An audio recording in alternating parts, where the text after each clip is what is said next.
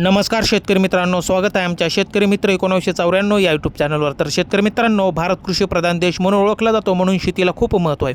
म्हणून शेती हे शेतकऱ्याचे खूप महत्त्वाचे उत्पादनाचे साधन आहे। तर शेतकरी मित्रांनो, आज आपण कांदा लागवड या पिकाविषयी माहिती बघणार आहोत।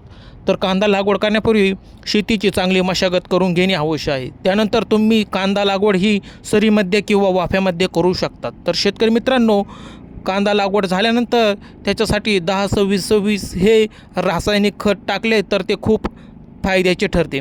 त्यामध्ये 3 घटक असतात।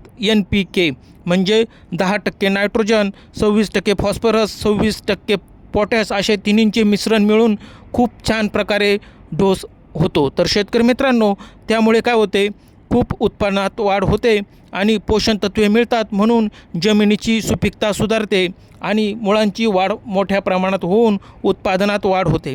तर शेतकरी मित्रांनो, व्हिडिओ कसा वाटला लाईक करा।